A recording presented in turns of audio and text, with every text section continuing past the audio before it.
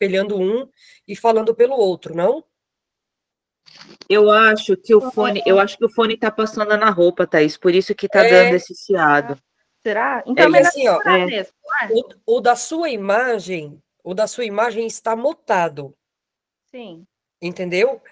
Aí o outro que você está falando, que está desmutado, é que fica chiando. Eu acho que se você fizesse o contrário, eu acho que dava certo. É que Você Eu não acho precisa que segurar. tá passando na roupa mesmo. Você segurando É, tá melhor e tá mais alto também. vou segurar então. Qualquer coisa, vocês me interrompem de novo aí, tá bom. tá? Então, acho que todo mundo, a grande maioria pelo menos já viu The Chosen, né? E aqui trouxe dois. Não viu ainda, Miriam? Meu Deus.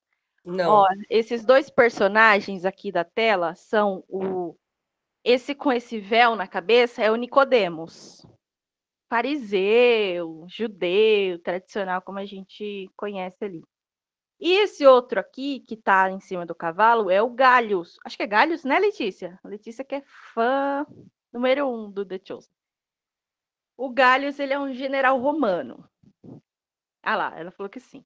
Gente, olhando para esses dois aqui, se eu falasse assim, pensa no Paulo e me diga qual dos dois você vem na sua cabeça assim que seja o Paulo, quando ele vai falar, conversar, tomar decisões, qual dos dois você identifica mais com o Paulo? O fariseu ali, com o negócio na cabeça, bem ortodoxo, bem judeu, ou o outro romano, com uma armadura, uma coisa mais diferenciada da Palestina? Qual que vocês acham que parece mais com o Paulo? Não sou capaz de opinar. O que você acha, Isaac? É um soldado. O soldado? Quem falou? Eu vejo os dois. Em algumas partes bíblicas, em alguns trechos, eu vejo como um soldado, e outras como Nicodemos. Não, eu só vejo soldado. Mais alguém? Fala aí, Wallace. Quando ele perseguiu os cristãos, ele era tipo um soldado, mas quando ele se converteu, né, quando conheceu Jesus, ele virou mais um fariseu, sabe? Como isso da ilustração. Beleza. Eu acho muito interessante como uma figura tão distante da gente, tanto temporal quanto geograficamente, pode despertar tanta dubiedade, né? Tem gente que falou só o soldado, tem gente que falou os dois, tem gente que falou. E é esse tipo de complexidade que a gente não para refletir no dia a dia, né? Dá para a gente fazer isso com uma série de pessoas, com o Davi. A gente coloca assim: você acha que o Davi era um bom pai de família? Oi? Meu áudio está cortando aqui todo tempo. Não estou conseguindo ouvir vocês. Não sei se é a minha internet aqui. Provavelmente, irmão, porque aqui tá perfeito. Aqui tá bom também, acho que é a sua internet, sim. Então é aqui mesmo, deve ser. Às vezes outra dá esses bugs. Então, existem essas complexidades em todos os personagens, seja da Bíblia, seja da história, seja da nossa família, enfim, há complexidades, né? E são coisas que a gente não para refletir no dia a dia. Então, por isso é importante que a gente tenha momentos como esse de reflexão, de se colocar diante de alguma coisa e olhar para aquilo com intencionalidade. O que eu gostaria de conversar com vocês hoje eu gostaria, como eu comentei na aula passada, a gente vai fazer um estudo de caso sobre a primeira epístola de Coríntios. E eu vou tentar demonstrar para vocês como havia um conflito de classes, digamos assim, dentro da igreja de Corinto, e como isso foi o elemento norteador de tudo que o Paulo escreveu para aquela igreja, como tudo que está ali naquela carta está relacionado a um povo rico, um povo pobre e coisas comandando a vida cotidiana da igreja. Então, seja na sua liturgia cultural, seja no próprio relacionamento entre os irmãos, como tudo isso está ligado a esse conflito de classes. E no final vocês vão me dizer se vocês já tinham lido dessa forma, se vocês já tinham aprendido dessa forma. Um outro objetivo que a gente tem é demonstrar como muitos problemas que atingiam as igrejas, eles eram sociais, econômicos e culturais, diferente do que a gente foi acostumado a pensar, que eles eram problemas morais, que eles eram problemas espirituais, que eles eram problemas teológicos. Então a gente vai ver que talvez não necessariamente. Vou dar só um exemplo para vocês. É nessa epístola do Coríntios que tem aquela palavra do tal do filho que estava tendo um relacionamento com a madrasta. E aí você olha para isso, para essa situação de primeira, e você fala, é um problema moral. Por quê? Porque é errado você ficar com a sua madrasta. Tudo bem, tudo bem. Mas quando a gente olha com profundidade para a cultura, já que esse módulo é sobre cultura e sociedade, a gente sabe que a família, naquela época, pouco tinha a ver com amor, pouco tinha a ver com afinidade, pouco tinha a ver. Era muito ligado a posse, né? Dinheiro. Então rolava dote. Se você divorciava, você tinha que pagar o dote. Se você casava, você tinha que pagar o dote. Se fulano morria, os bens da família ia para aquela pessoa. Então, o casamento ele era uma relação estritamente comercial. Não que as pessoas não se gostassem depois, não criassem algum tipo de costume, de carinho, mas o casamento em si era uma instituição comercial. Então, imagina o que é, para essa cultura, um enteado da madrasta, né? O enteado tomar a sua madrasta por esposa. Não é uma questão moral, tipo, ai, que coisa feia, o incesto na família. É uma coisa comercial, tipo, esse moleque, sabe? Esse menino tá querendo dar um golpe aí, alguém tá querendo dar um golpe no pai, tá querendo pegar a propriedade que não lhe pertence. Então, quando a gente olha com profundidade, a gente tira esse caráter moral, espiritual, teológico, e a gente vê que os problemas, muitos dos problemas daquela igreja eram isso.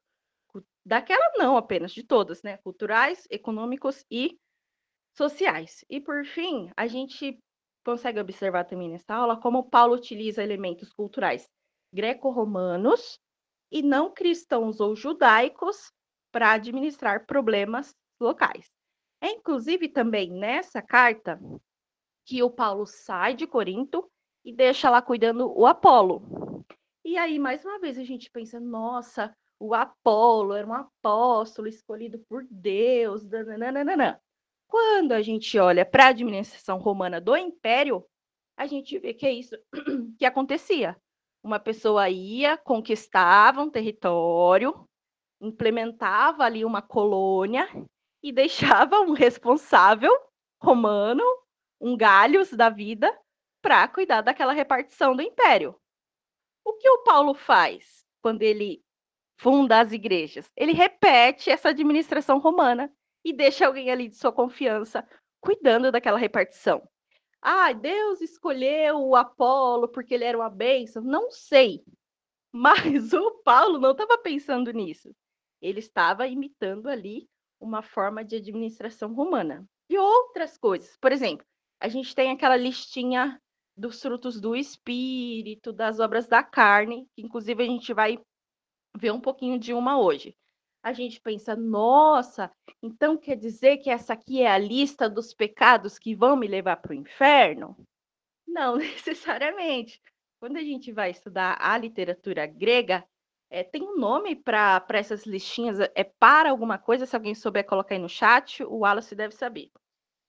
E isso era conhecido como listas de vícios. Isso era muito comum na literatura grega. Na época de Jesus, ali no século I, os judeus incorporam isso na sua própria literatura, então tem em escritos judaicos, mas porque os judeus já haviam passado por aquele processo de helenização. Lembra que a gente falou na aula passada? Então, a gente lê hoje a listinha lá dos frutos do Espírito. Gozo, bondade, longanimidade, paz. E a gente pensa assim, nossa, isso aqui é o que eu preciso fazer para ir para o céu. Só que não foi assim que o Paulo escreveu, sabe? Ele não fez uma listinha de coisas que vai levar as pessoas para o inferno. Isso era um modo de escrita, um modo textual, que era muito utilizado na Grécia e na Roma. Beleza? Então, esses são só alguns exemplos para a gente ver como muitas coisas nos foram ensinadas e passadas como coisas espirituais, como coisas, inclusive judaicas, inclusive como coisas cristãs. E, na verdade, gente, era o puro suco da cultura greco-romana. Beleza? Então, vamos lá para o tal do Coríntios, né? Eu coloquei essa epígrafe aqui do lado, que eu achei muito interessante, que ela diz assim: as epístolas de Paulo não nos... as epístolas que Paulo nos deixou são escritos ocasionais, jamais devemos esquecê-lo. Não são tratados de teologia, mas respostas a situações concretas. Gente, quem escreveu isso não foi um teólogo progressista, não foi o pastor Berloffa, não foi o Hermes, não foi o Gibran. Se vocês verem a referência aqui, tá? Bíblia de Jerusalém, 1973. Essa é uma referência, sabe a Bíblia de Jerusalém, que todo mundo fala que é uma Bíblia acadêmica, muito boa? Escrita por pessoas católicas, por padres, teólogos católicos. E os próprios teólogos que são confessionais, sabe, que têm um compromisso ali com a religiosidade, com a mística, estudaram o Paulo, estudaram a Bíblia e entenderam isso, que ele não estava escrevendo teologia, que ele estava escrevendo respostas concretas para problemas concretos. Só que não é isso que a gente aprendeu. A gente aprendeu que ele estava fazendo um hipertratado de teologia, porque ele era um baita de um escritor, porque ele era um baita de um estudioso. E isso foi uma das coisas que mais me surpreendeu quando a gente começou a fazer esse estudo de Paulo, é que, como eu brinquei, você não precisa ler um autor progressista para saber dessas coisas, como está aqui, por exemplo. Não precisa ler sabe? Basta um estudioso sério, sabe? Pode ser confessional, pode ser padre, pode ser metodista, pode ser quem for. Se a pessoa for séria, gente, ela vê aqui que é mais embaixo, sabe? Que não tem toda aquela carga estranha, mística e doida que colocaram em cima da gente. Bom, aqui na introdução, eu leio essa partinha do meio, fala assim: cada cidade ainda enfrentava a necessidade de resolver múltiplos problemas sociais, morais, religiosos, que lhes eram impostos pelo desenvolvimento econômico e político universal. Então, como a gente falou na semana passada, a gente está lá, no meio do Império Romano, em franca expansão, e essa frase não é sobre as igrejas em si, ela é sobre as cidades que estavam ali sofrendo o avanço do Império Romano. Mas, como eu falei, Paulo utilizou muitos elementos dessa administração romana para as igrejas. Consequentemente, as igrejas também tinham, cada uma, ainda que sob essa helenização, ainda que sob essa cultura helena, cada igreja teve que lidar com suas próprias questões culturais. Se a gente vê aqui, por exemplo, o Rafa lá no Ceará tem questões culturais que aqui em São Paulo não tem, a Kel no Mato Grosso, enfim, são Mato culturas Grosso do Sul! do Sul, no Mato Grosso do Sul, gente. Então, assim, são questões culturais e sociais muito diferentes e a gente está no mesmo país. A gente pode usar isso como exemplo. Eles estavam todos debaixo do Império Romano, estavam todos debaixo da cultura helênica, mas ainda assim, cada cidade, cada igreja, cada região, cada bairro, cada o que for, cada casa tinha sua própria cultura. E eram a esses problemas que o Paulo tinha a intenção de tratar lá. Bom, aqui, o que a gente vai fazer com 1 Coríntios? A gente vai fazer uma leitura social do 1 Coríntios. Qualquer texto que você pega, qualquer pregação, qualquer discurso, qualquer palestra, você pode fazer uma leitura a partir de qualquer recorte que você queira. Por exemplo, eu poderia fazer aqui um recorte de gênero, puxar todas as vezes que Paulo trata de gênero no texto e trazer aqui para vocês. Eu poderia fazer isso com um recorte de sexualidade. Eu poderia fazer isso com um recorte de economia. Eu poderia fazer isso com um recorte de moralidade, por exemplo. Compreender o que o Paulo entendia por moralidade. E aqui, a escolha que eu fiz, e gente, toda leitura é sempre uma escolha, viu? Não caiam no papo da neutralidade, que neutralidade não existe. Principalmente em leitura, em estudo, esse tipo de coisa. Bom, vamos lá. Eu vou agora me prestar a missão de tentar convencer vocês de que 1 Coríntios estava falando de grana. Não necessariamente a grana em si, mas uma igreja extremamente desigual, onde muitas pessoas tinham pouco dinheiro, eram pobres, talvez alguns até miseráveis. E, gente, um tantinho de gente, assim, um cadinho de gente, como diz Zenoli, com um monte de grana. E não só tinha um monte de grana, como eles estavam massacrando os pobrezinhos dos pobres na igreja. Vamos lá. 1 Coríntios, capítulo 1, 26. Até está aqui na tela para a Miriam não ter que procurar a Bíblia escondida lá na gaveta. A Biblinha dela ali. Vede, pois, quem sois, irmãos, vós que recebestes o chamado de Deus. Então ele está falando assim, lembra, vamos fazer um balanço aqui de quem foi chamado por Deus na igreja de Coríntios. Não há entre vós muitos sábios segundo a carne. Será que ele chamou o povo de burro, gente? Fala a verdade. O que vocês acham? Fala aí no chat. Nem muitos poderosos, nem muitos de família prestigiosa. Então, o que isso quer dizer? Tinha gente sábio segundo a carne, tinha gente de família prestigiosa e tinha gente poderosa naquela igreja, politicamente poderosa. Mas o que o Paulo fala aqui? Não eram muitos. Se não eram muitos, eram alguns. Vocês estão comigo? É isso, certo? Beleza, vou dar outro exemplo para vocês. A Santa Ceia. Aquela palavra que todos os meses o pastor lia. E ele falava assim, não pode comer a ceia do Senhor indignamente. Aí você ficava culpado e não tomava ceia porque você brigou com o cachorro antes de sair de casa. Pisou no cachorro, o cachorro ficou triste. E você falava, nossa, eu não vou comer a ceia do Senhor indignamente, né? Mas tem esse trechinho, antes dele começar lá, porque recebi do Senhor, que também vos ensinei, que na noite que o Senhor foi traído, babá. Versículo 17 e 22, aqui na tela. Quando, pois, vos reunis, o que fazeis não é comer a ceia do Senhor. Aí ele explica o que acontece lá na ceia deles. Cada um se apressa por comer a sua própria ceia, e enquanto um passa fome, o outro fica embriagado. Aqui a gente já vê uma diferença. Não é que um come pouco e o outro come mais. Um passa fome, gente. Não tem o que pôr na boca. E o outro tem tanto que ele chega a ficar bêbado, ficar embriagado. E ele continua. Não tendes casa para comer ou beber? E aí, olha que forte isso que ele fala agora.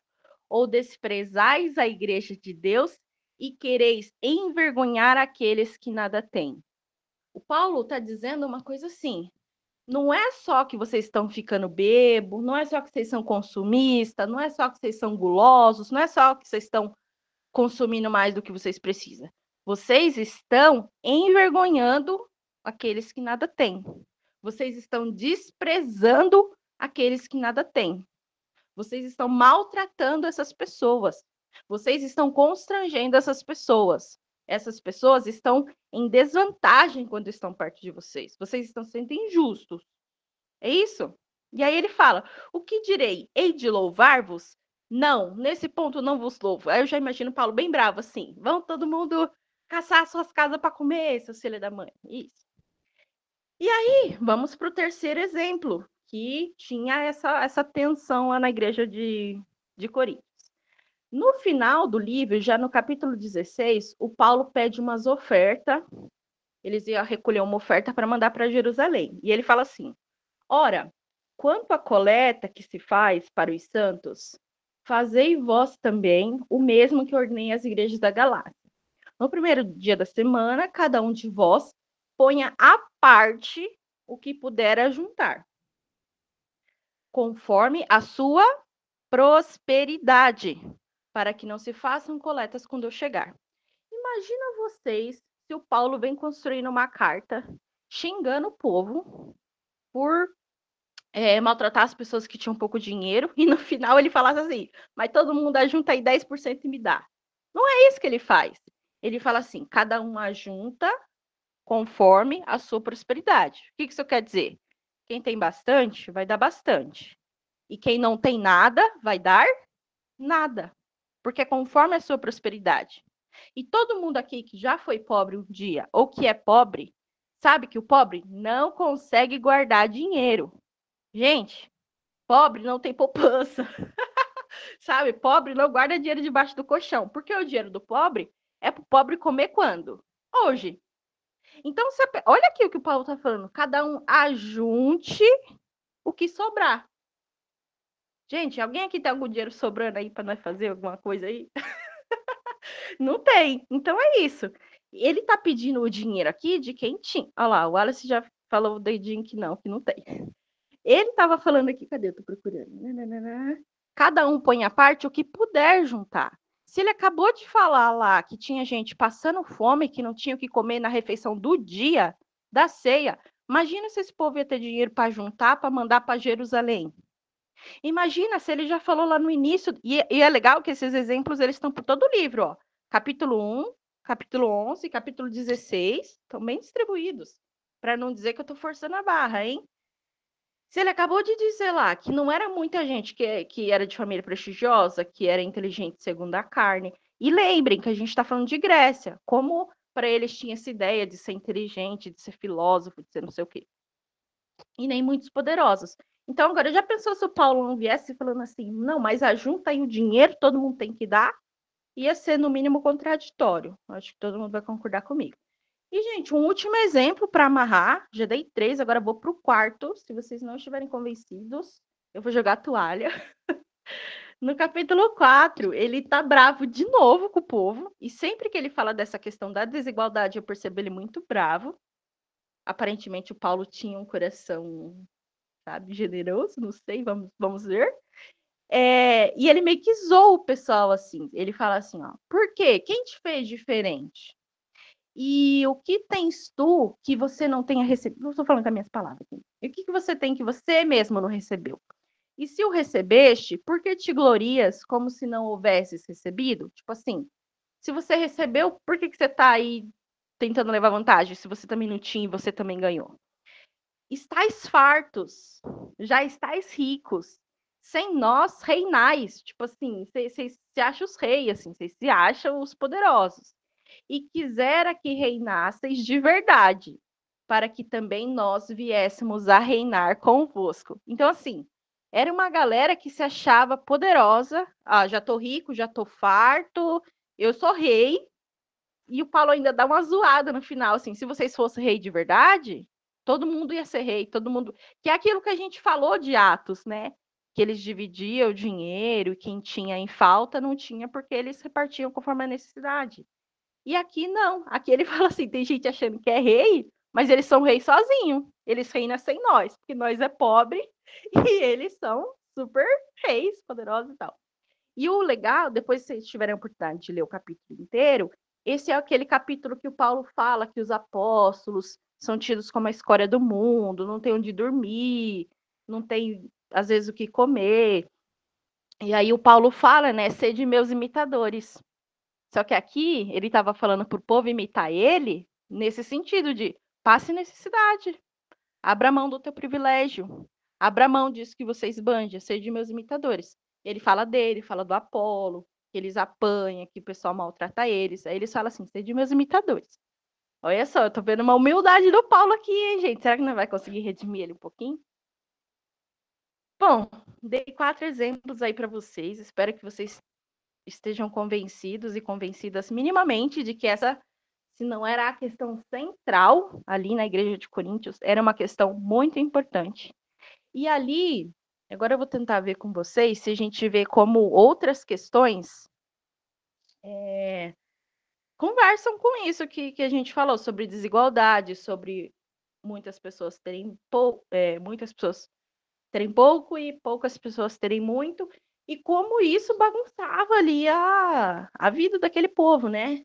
Esse também, gente, essa também é aquela carta que fala que eles tinham ações judiciais entre eles, em vez de eles se resolverem entre eles ali dentro da igreja, eles levavam para o poder público, né? Para os juízes e tal. E essa era mais uma questão de como esses ricos, eles tinham questões ali, não sei se um emprestou dinheiro para o outro, não sei se um deu uma galinha para o outro comer, não sei. E aí o pobrezinho não conseguia pagar, o que que eles faziam? Metia o pobre na justiça. Tipo assim, me paga o que você me deve, entendeu? Aí, mais uma vez, o Paulo vai lá e fala, ô, vocês não conseguem resolver as coisas entre vocês, não sei o quê, precisa levar para o juiz de fora para envergonhar a igreja. Então, assim, a gente vê que tudo, quando é contextualizado, faz muito mais sentido. Porque se a Kel me emprestou R$ 20 e a Kel não me pagou, eu vou colocar a Kel nas pequenas causas. Só que, por quê? Porque ela tem que me pagar. Agora, se a gente está numa comunidade em que, gente, eu sou a irmã da Kel na igreja, e eu sei que a Kel não tem 2 contos para comprar um pão, e aí eu vou colocar ela na justiça? Vocês acham isso certo? Ou eu estou em vergonha na igreja de Deus? E era isso que estava acontecendo. Então, assim, tudo no seu contexto fica lindo e fica maravilhoso. Vamos para um texto polêmico. Aprendam em casa. O textinho aqui embaixo. As vossas mulheres estejam caladas na igreja, porque não lhes é permitido falar. Mas estejam...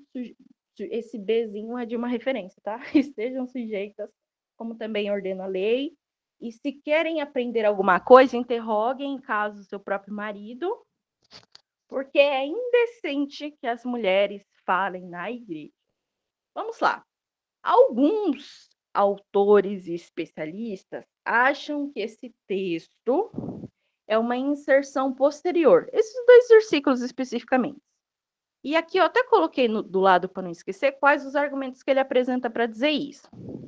Ele diz que esses 2 versículos eles estão meio perdidos dentro do capítulo e do texto por completo. Eles fazem a interrupção do contexto. Depois, quem quiser ler lá, é 1 Coríntios 14.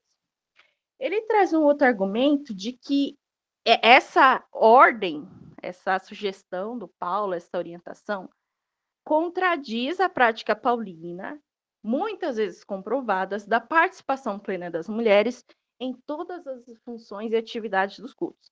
Então, se a gente pega, por exemplo, Romanos, não lembro qual que é, não sei se é Colossenses, tem lá o Paulo falando assim, vamos saudar os apóstolos fulano de tal e Júnia, que teve gente que forçou tentando dizer que Júnia era nome de homem, mas tudo bem, era um casal, a Júnia, o marido dela.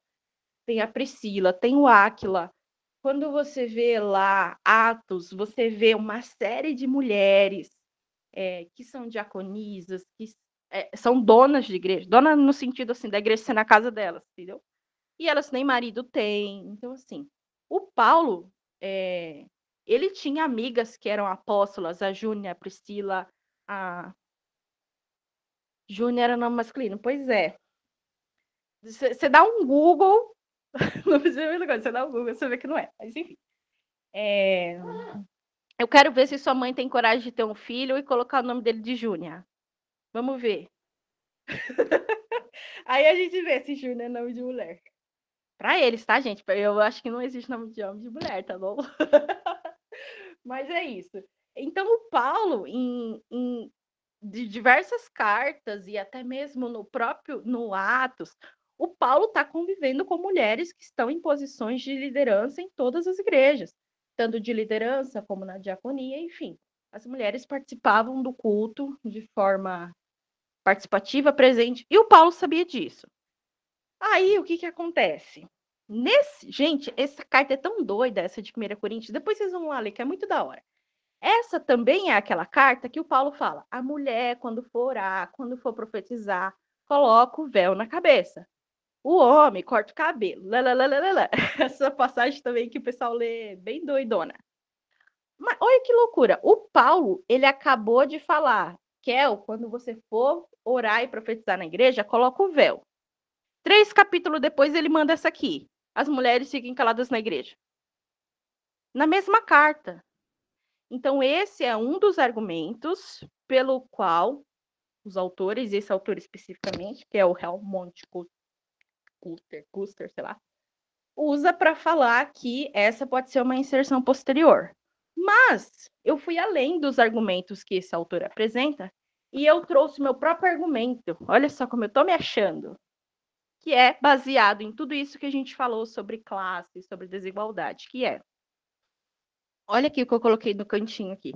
No período clássico, na Grécia, os maridos ensinavam as mulheres a fazerem afazeres domésticos. Então, cuidar dos filhos, da casa, dos empregados, essas coisas. Quando eles saem do período clássico, que eles entram no período helenístico, que é esse período que se vivia agora na Grécia, os maridos podiam ensinar às esposas artes liberais e filosofia. Eu sei que isso é muito pouco, de forma geral, mas é muito progressista para antigamente, que as mulheres só podiam aprender com o marido o dever doméstico. Imagina o marido acho que seu marido limpa a casa bonitinho, né, Kel? Mas imagina ele te ensinando a limpar a casa e fazer comida. Não sei. Meu marido limpa a casa direitinho, desde que não seja o banheiro. Que aí, se for o banheiro, tem que lavar de novo. Então, aí E ele tá aqui bem do meu lado ouvindo isso. Imagina no período clássico que o Luquinha era incumbido de ensinar a Kel a lavar o banheiro. Complexo. E agora, gente, vamos dizer que não é uma inserção, tá? Vamos dizer que foi o Paulo que escreveu isso aqui. O que estaria acontecendo aqui? Uma coisa muito esquisita. O Paulo pegaria eu até coloquei ali entre aspas, um problema cristão, que seria a participação ativa das mulheres, e ele daria uma solução, que eu também coloquei entre aspas, de uma solução aristocrática grega, que era isso. Porque, gente, os pobres na Grécia, eles não ficavam estudando filosofia, vocês podem ter certeza disso. Os caras trabalhavam na lavoura, sabe? Trabalhava, sei lá, o serviço de sempre que os pobres sempre fazem. Esse negócio de ficar estudando filosofia, artes liberais, era coisa de rico. E as mulheres que depois tiveram acesso a esses conhecimentos em casa com seus maridos, também eram as ricas, tá? Os pobres não tinham isso, não. Os pobres trabalhavam, plantava, colhia, cuidava de bicho, essas coisas. Construía casa, igual é hoje em dia, né? Enfim, o Paulo, se foi o Paulo que escreveu, né? Vamos trabalhar com essa possibilidade. O Paulo pega um problema cristão, que era a liberdade das mulheres no culto, e ele vai resolver. Tem muitas aspas aqui nessa tela, só aspas. E ele vai resolver esse problema com uma cultura não apenas grega, mas aristocrática, dos ricos e das ricas. Diante de tudo que a gente falou aqui da desigualdade social, dos ricos soberbos, maltratando os pobres, inclusive contribuindo para que o povo passe fome, vocês acham que o Paulo faria isso? Falaria, vamos agora viver todo mundo igual rico, a mulher vai aprender com o marido em casa. Quando vocês trabalhar o dia inteiro, que se chegar em casa à noite cansado, ninguém vai dormir não, vamos todo mundo sentar e aprender teologia, filosofia. Gente, eu estava conversando ontem com a Cássia e eu falei assim para ela, eu não tenho resposta nenhuma para trazer, sabe? Fala igual Jesus, eu não vim trazer a paz, eu vim trazer a espada, sabe? Eu vim trazer questionamentos e para a gente pensar, será que o Paulo faria isso? Qual o sentido disso? Se é, como eu falei, que o Paulo que escreveu. E para a gente encerrar, que já está quase na hora, um outro exemplo também que é bem polêmico, que é o tal do malacói, né? Que a igreja traduziu como efeminado. Bom, efeminado. Gente, existem interpretações teológicas que falam que todas aquelas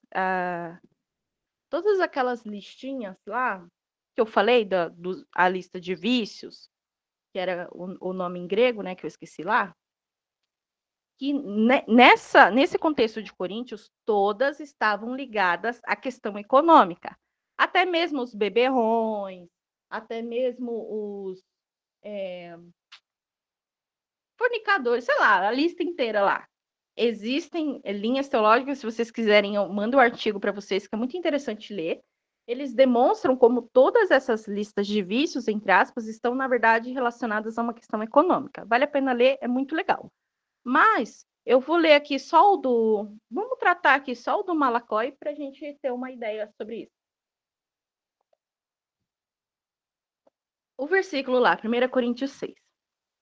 Não sabeis vós que os injustos não hão de herdar o reino de Deus? Não erreis, nem os fornicadores. Aqui a lista, gente, eu tentando adivinhar. Nem os fornicadores, nem os idólatras, nem os adúlteros, nem os efeminados, nem os sodomitas. Então, assim, eles trazem a ideia de que até, por exemplo, os idólatras aqui teriam uma conotação financeira, econômica. É bem legal, sim.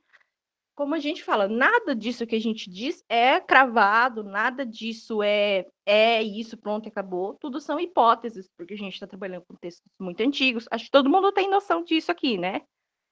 São textos muito antigos, ninguém ao certo sabe o que se diz. A gente usa de ferramentas como a arqueologia, a história, para a gente tentar chegar em uma hipótese, mas é uma hipótese, não é nada que está comprovado, que está dado, é isso, cravado, pronto e acabou. São coisas que a gente discute aqui junto, faz isso, enfim, consulta outras coisas.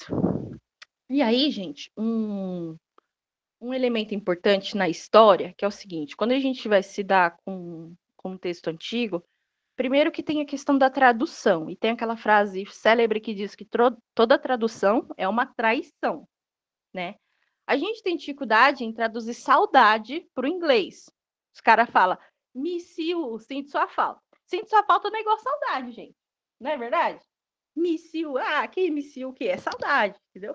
Imagina se você está falando de uma língua antiga que nem se fala mais, entendeu? Porque o grego que se fala hoje nem é mais esse grego aqui que foi escrito a Bíblia. Aí, uma ferramenta que a gente tem na história é que o Berloffa usa e tal, é você ver em qual outro texto aquela palavra é usada. Pode ser a mesma fonte histórica, o mesmo texto, ou algum outro texto da mesma época. No caso, o tal do Malacói, que é o traduzido por efeminado, tem aqui.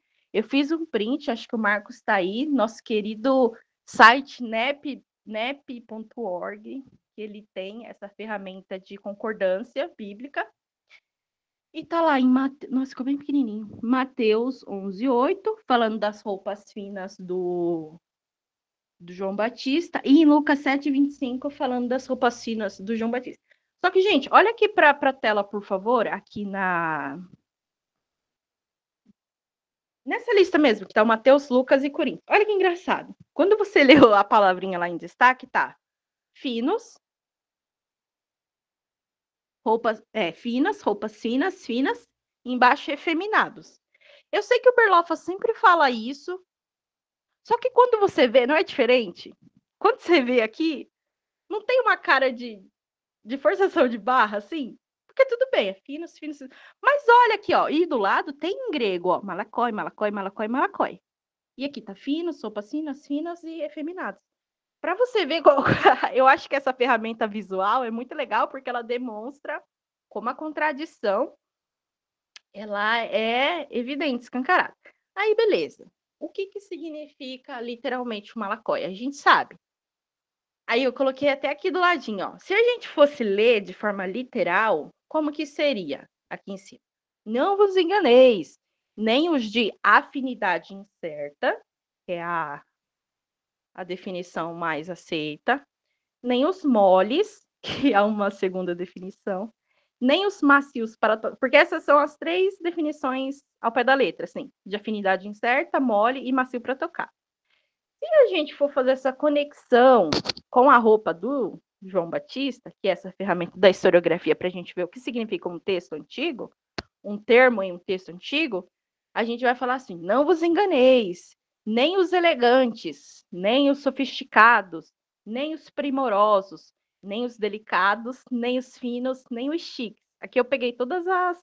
Eu fui lá no sinônimos.com e coloquei aqui para vocês verem. Gente, olha essas palavras aqui. Elegante, sofisticado, primoroso, delicado, fino e chique. Não tá lembrando vocês essa elite aqui soberba que a gente falou? Vocês não assimilaram assim? Não tem um negócio assim, tipo, eu sou chique, eu sou elegante, eu sou sofisticado, eu sou... O que vocês acham? Isso aqui tem mais a ver com isso, com esse povo soberbo que estava maltratando os pobres. E eu até coloquei aqui no título, ó, mais uma face do desprezo da elite de Coríntio. Eu não só vou mostrar que eu tenho um monte de comida para comer, eu vou mostrar que eu tenho roupa fina, eu vou mostrar que eu sou chique, que eu sou sofisticado, que eu sou da hora, e que eu vou pisar em todo mundo aqui, porque eu sou o maioral, a maioral. Então, assim, gente, como eu falei, é uma provocação, digamos assim, não é uma resposta concreta, é algo para a gente pensar. Eu apresentei aqui argumentos, apresentei aqui possibilidades, e para a gente pensar como a teologia tradicional, e de novo esse termo genérico, né? Como as teologias tradicionais, elas têm uma ideia de simplificar coisas que são complexas. E aí, se eu tenho preguiça, eu prefiro ficar com o simples, né? Eu vou ficar aqui vendo transliteração do grego, papapá. Isso é chato, eu também não gosto. Mas a gente também não pode se conformar com aquela resposta mastigada que coloca na nossa boca, ou da pessoa que crava, ou da pessoa que fala, é isso aqui, agora sai reproduzindo aí. Isaac, você entendeu tudo que eu falei? Agora vai lá e fala para tua família que é isso, isso e isso. Eu não gosto disso, gente. Eu acho que a gente tem que compreender assim, tipo, será que o Paulo falou isso? Por que ele falou? Sabe? Perceber aquilo que não faz sentido, perceber aquilo que não casa, perceber aquilo que é estranho. E tá atento a isso, sabe? E que mais? Eu acho que acabou até. Quem quer falar? Já? Comentar? Já. Ah. Digam aí, por favor.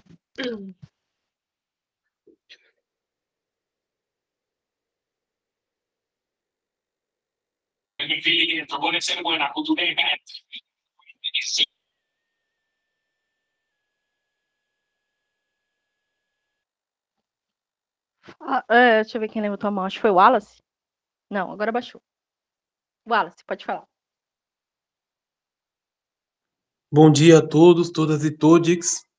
Bom, lendo essa reflexão bíblica, né, essa aula, isso mostra que o evangelho sempre foi, sempre será partilha.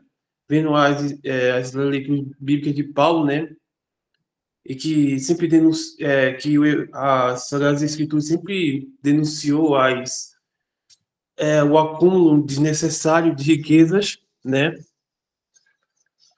e enquanto o último, né, sobre os efeminados, aqui em Pernambuco, quando a gente quer falar com uma pessoa medrosa, a gente fala que ela é mole. Então, eu acho que quem diria, quem diria que, na verdade, em vez de Paulo, em vez de dizer que os gays, né, como os fundamentais falam, que não herdarão o reino dos céus, na verdade está falando de pessoas medrosas. É, da- é, enquanto quando eu vejo nessa uma parte das casas de Paulo, né, que ele tinha que administrar as igrejas, né, no mundo antigo, deve ser nada fácil. Acredito que esse seja mais perto de bispo da época. Isso mostra que eu vejo o Papa Francisco, né, que não deve ser nada fácil, ter que controlar cada igreja local, né, e ter que lidar com certas pessoas, né, dentro do clero que só quer fuder com a porra toda, né, com a igreja, mas tem que ter pulso firme e tem vezes que nem dá conta. E acredito que Paulo também não conseguia dar conta, sabe? É isso. Essa é a minha reflexão. Agradeço pela oportunidade. Amém. A minha mãe, ela também fala mole quando a gente não quer, tipo, limpar a casa, tá com preguiça. Ela, menina, deixa de ser mole. Ela também usa essa expressão.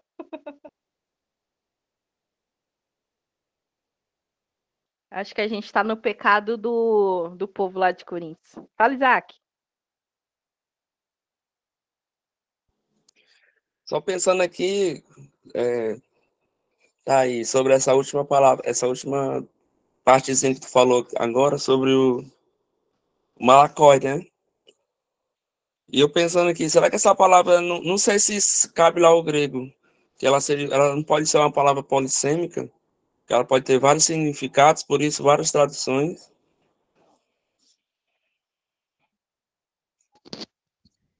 Talvez, mas eu acho que essa do efeminado ela é uma tradição posterior, assim.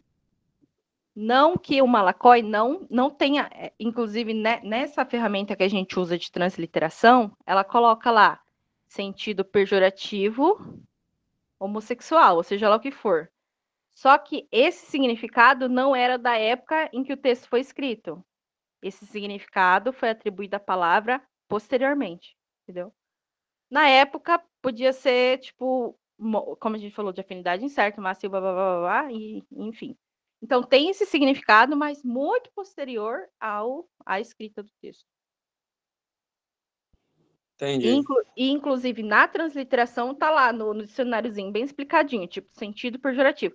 É igual, não sei se vocês já pesquisaram significado de palavra no Google, ele mostra os primeiros significados e coloca assim, sentido figurado, né? E aí ele fala que a palavra é mais ou menos isso. O próprio dicionário ele também diz isso, né? Isso mesmo. Entendi. Isabelle. Oi, bom dia. Desculpa a voz, não é voz de fumante, é voz de quem está com Covid, tá? Quando eu ouvi a palavra malacói, ela me veio ao sentido de mole, né? Eu sou bióloga de formação e na biologia a gente trabalha muito essa questão de vários termos que a gente usa hoje no português, por exemplo, para dar nome a coisas.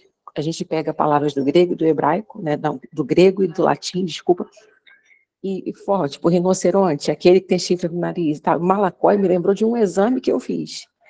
Eu sofro de enxaqueca crônica e tenho uma área no meu cérebro, né? Fiz uma ressonância, uma tomografia recentemente, que tem uma encefalomalácia. Malácia vem de mole, né? Um tecido amolecido como se ele tivesse perdido função. Então me lembra assim lembrou de mole mesmo, né? Me remeteu a isso. É a primeira vez que eu tenho a oportunidade de participar de uma EBOM. Estou muito feliz, porque a vida inteira a gente participa de escola bíblica dominical e a gente, às vezes, vai muito para aquilo que é entregue, né? Vira um dogma, vira uma lei. Você ouve, não tem oportunidade de questionar, ou então ela é muito raso, e você poder ter essa profundidade, ter esse olhar. Eu gostei da questão do olhar social para esse texto. Para mim, foi muito enriquecedor, né? Eu agradeço.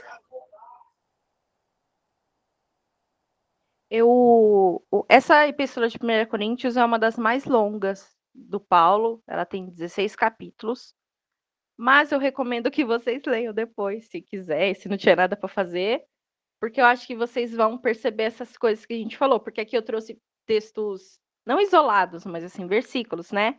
Apesar de serem 4 referências, são referências distintas, do começo, do meio e do fim do livro. Eu acho que se vocês falarem, agora eu vou ler 1 Coríntios com um olhar social, eu acho que vocês vão pegar essas nuances, sabe? Como eu falei, das horas que o Paulo se exalta, é pra falar dessas coisas, entendeu? Tipo assim, falar, você levantou a mão de novo, Isabela? Ou você querer? Foi sem querer. Mais alguém, gente? Euzinha, pastora, eu gostaria de saber em qual Bíblia que tem essas anotações? É na Bíblia de Jerusalém mesmo? Quais anotações se diz? Essas anotações que você disse que tem lá, geralmente, tá falando disso, Malacói quer dizer mole, alguma coisa assim, fino, tecido fino. Sabe, essas notinhas de rodapé? Então, a Bíblia de Jerusalém tem umas notas muito boas, né? Porque, como eu falei, apesar de eles serem confessionais, eles são acadêmicos confessionais. Então, assim, eles têm aí... Como assim, confessionais? Não entendi, desculpa. É crente e católico. Ah, tá. Não é tipo um cientista puro, entre muitas aspas, estudando. Ele está estudando para fazer teologia. Sofre influência da fé dele, é isso que você está querendo me dizer? Isso. Só que Beleza. ainda com essa influência, eles têm um rigor acadêmico. Perfeito. Eles, mesmo que eles sejam católicos, padre, pastor, eles tentam manter ali um certo rigor acadêmico. Então, evita falar coisa que é teologia, eles tentam ver o texto ali. Tenta, né? Porque ninguém consegue. Nem os que são cientistas puros, digamos assim, consegue. Todo mundo tem influência de alguma coisa. Tá bom, Mas pastora. dentro dos crentes. Aí, para você ver as palavras, como eu coloquei lá no print, deixa eu ver aqui. É nep.org, eu acho. Deixa eu ver. NEP? Ixi, eu coloquei aqui, não foi. N. Calma aí que eu tô jogando aqui, né? Sem problemas. Tava aberto agora há pouco. É nepebrasil.org. nepbrasil.org. Aí lá tem uma parte, eu acho que é Bíblia Transliteralidade. Aí você coloca o capítulo, o versículo, ele vai mostrar o texto em português, em várias versões, ele vai mostrar em grego, e ele vai mostrar as palavrinhas em destaque. Estava lá em azul, como eu mostrei no print. Tá, deixa Aí, só eu anotar. É NEP e e Brasil.org. Brasil. E aí, além dessa ferramenta de transliteração, que é você pegar o texto no idioma e na tradução, ele tem essa ferramenta de concordância bíblica, que você clica em cima da palavrinha e vê todas as vezes que ela apareceu. Perfeito. Beleza? Obrigada, pastora. E fora isso, para quem quiser saber mais sobre o Império Grego, o Império Romano, esses outros elementos da cultura, eu vou mandar lá no grupo também 2 livros. São do mesmo autor, é Introdução ao Novo Testamento, volume 1 e volume 2. No volume 1, ele fala sobre essa cultura, toda essa cultura greco-romana no período do Novo Testamento. E no volume 2, ele se dedica mais à questão da escrita do Novo Testamento. Então, estilo literário, o que escrever, o que talvez quisessem dizer. Também, da mesma forma, ele é um livro confessional. O escritor é um pastor lá dos Estados Unidos, de Harvard, Massachusetts, Ohio, mas ele tem também esse caráter, ele preza por uma certa cientificidade, sabe? Então vale a pena dar uma olhadinha. Vou mandar lá no grupo para todo mundo. Fala, Kel. Oi, gente, peraí, desculpa que eu tô colocando roupa no varal, bem na hora você me chamou. Sobre o que a Miriam falou, tem uma Bíblia, o John que não me ouça, porque eu sei que ele vai assistir isso aqui depois e ele não concorda muito, mas tem um aplicativo que se chama Bíblia Strong. A Bíblia Strong, ela é uma Bíblia de tradução, vamos dizer assim, ela tá lá a palavra em português, em azulzinho, aí você clica e ela te dá os significados que aquela palavra tem no grego. Então, também pode ajudar, não se, já para limpar minha... É aplicativo.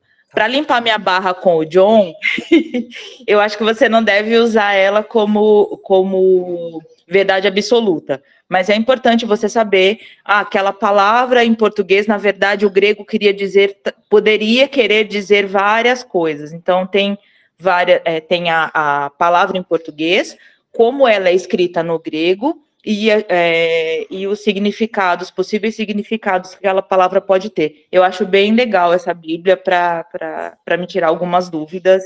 John, desculpa. Obrigada, Kel. Pode deixar que eu vou tomar esse cuidado de não levar tudo. Eu também não sou assim, né? Mas, enfim, muito obrigado pela dica. Já até anotei aqui, o app Bíblia Strong. Obrigada, viu? A ferramenta de concordância bíblica, que é o desse NEP Brasil, é a Strong. É a mesma ferramenta. É bem legal. Esse NEP, pelo que eu vi, acho que eles são espíritas, não é, o Marcos? Enfim, eles são espíritas, mas aí ele tem essa série. E não é só essas 2 ferramentas. O site é bem legal, vale a pena olhar. Eles têm outras ferramentas, assim, de estudo e tal. É bem legal. Mais alguém? O John vai disciplinar vocês tudinho, viu? Todo mundo de banco. Semana que vem fica bravo. Semana que vem eu não vou dar aula e vocês vão pensar, ixi, acho que o John já tesourou, ó. Bravo não, ele fica puto da vida quando o assunto é Bíblia. Povo, se não tem mais Gente, ninguém, posso falar rapidinho? fale. Isso mostra que o apóstolo Paulo, ele é um homem do seu tempo. E todas as leituras bíblicas elas mostram isso, sabe? São, é, são textos, a gente tem que entender o contexto também da época, sabe? E também a cultura onde essas passagens bíblicas estão inseridas. Então, é muito perigoso cometer esse tipo de anacronismo. Falo isso porque eu estudo história, sabe? Estou fazendo curso de ciência de história e, como bom historiador, eu tenho que tomar esse tipo de cuidado. E acho que seria legal a gente tomar também, ao analisar as escrituras. Sim. Então, para encerrar, e minhas 2 aulas foram essas 2, provavelmente eu não volte mais. Quem vem depois, eu acho que é a Robertinho, se tudo der certo.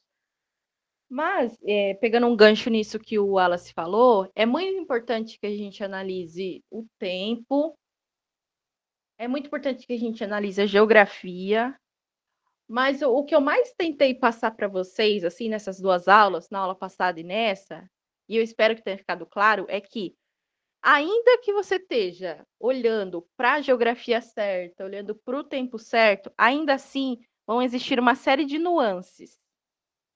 Ainda, porque a gente fala assim, cultura judaica, a gente tem um preconceito sobre o que é cultura judaica. A gente não sabe o que é cultura judaica. Por exemplo, a gente fala assim, igreja pentecostal. Quem não é de igreja pentecostal não sabe o que é, mas a pessoa tem um pensamento do que é. A mesma coisa igreja tradicional, presbiteriana. Eu nunca fui numa presbiteriana. Eu acho que eu sei o que é presbiteriana, mas eu sei que o que eu sei é um preconceito. E não preconceito no sentido ruim da palavra. Preconceito no sentido de um conceito que eu tenho antes de conhecer. E como eu falei na aula passada, a gente foi muito acostumada a essa ideia de Paulo, um fariseu severo, um judeu ortodoxo. E eu tentei demonstrar aqui para vocês que, ainda que a gente esteja olhando para a Palestina, Paulo era de Tarso, né? Enfim, ainda que a gente esteja olhando para o Mediterrâneo do século I, talvez se eu pensar no Paulo como o Nicodemos lá, que eu mostrei a foto no meio, pode ser que eu tenha impressões erradas a respeito de tudo aquilo. Porque, como eu falei também na aula passada, os crentes elevaram a cultura judaica, ou a ideia de judaísmo, a uma ideia de santidade. Então, por exemplo, se eu falo assim, o Paulo falou isso porque ele era fariseu, porque ele era judeu. Você vai imediatamente lembrar do Velho Testamento, você vai imediatamente lembrar da lei, e você inconscientemente vai fazer uma associação que é a seguinte: Deus mandou, Deus ordenou. Eu tenho que obedecer isso que o Paulo, inconscientemente, tá, gente? Não estou falando que a gente faz isso de propósito. Mas a gente vai ler alguma coisa nas cartas, enfim, a gente vai ler. Nossa, mas se o Paulo está falando isso, e ele era judeu, ortodoxo, ele era estudante da lei, ele era doutor da lei, ele era fariseu, é porque Deus falou isso em algum momento. Então, será que eu não tenho que considerar isso? E o que eu tentei trazer aqui para vocês é que nem tudo, me arrisco a dizer, a maioria do que o Paulo falou não era porque ele era judeu, não era porque ele era fariseu, e não tinha ligação com a cultura judaica e até mesmo com a lei. Se a gente lê o Atos com atenção, a gente vai ver que o povo brigava com Paulo porque dizia que o Paulo não seguia a lei. Então, como que nós hoje inculcamos isso na cabeça que o Paulo era o doutor da lei e fazia tudo em nome da lei? Novamente, eu não estou colocando isso como um dado, eu estou colocando isso como uma reflexão para a gente pensar. Ué, mas por que o Paulo falou isso aqui? Será que ele falou como judeu? Será que ele falou como romano? Ou será que ele estava todo incorporado pela cultura helênica? Ou será que em Colossenses, especificamente, tinha um Deus tal que fazia as pessoas pensarem de forma tal? Será que em Efésios tinha uma economia tal que fazia com que as pessoas agiam de determinada forma?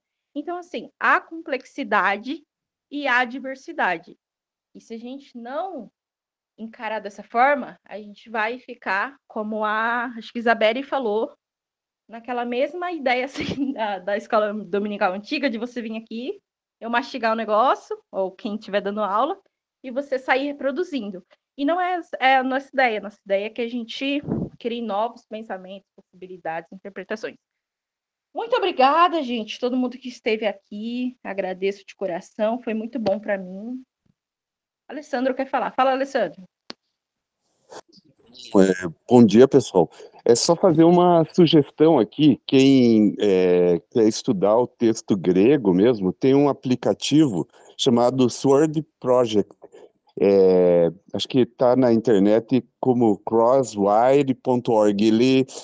Você pode baixar o programa e aí você tem módulos. Os módulos, eles têm todos os textos gregos antigos, textos críticos, morfologias, e ele tem um monte de ferramentas ali para você trabalhar com as palavras. E você vai baixando os módulos, e não é só do grego, do hebraico, do aramaico e outras línguas antigas. É uma ferramenta bem interessante de se trabalhar quem se interessa, né, pela parte de exegese.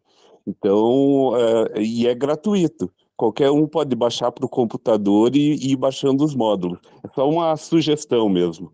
Obrigado. Escreve aqui no chat, irmão, pelo amor de Deus. Eu já mando aí, então. Daqui a pouquinho, assim que a gente sair aqui. Eu achei que só eu que falava Massachusetts, Ohio. Aí ele mandou um outro aí. Mas é isso. Manda aqui, ô Alessandro, que nós vai encerrar a chamada. Também quero anotar. Gente, obrigada a todo mundo que esteve aqui sábado de manhã. Foi muito bom para mim. Espero que tenha sido bom para vocês. Espero que a gente continue esses assuntos em outros lugares, em outras ocasiões. E semana que vem, venha uma outra pessoa, um outro alguém. E estejam aqui, por favor. Eu tenho certeza que vai ser muito bom e muito enriquecedor. Tô enrolando para ele mandar aqui no chat, mas... Ô, Alessandro, manda para mim no WhatsApp que eu mando pro povo. Mais fácil. Não vai ficar aqui na expectativa, vai atacar a ansiedade, não vai ser bom para ninguém. Exatamente, Tá já bom. tô ansiosa já. Eu já envio. É muito legal, eu uso faz tempo. Obrigada pela dica, viu, Ale? Não esquece de mandar pra gente lá, né, no grupo ou pra pastora, por favor. Isso. Aquela que tentando ajudar. Só o Word alguma coisa. Beijo, povo. Obrigado. Tchau. Tchau, povo. Tchau, pessoal. Tenham um bom dia. Vocês também. Tchau, bom dia. Gente, bom sábado a todos. Fiquem com Deus.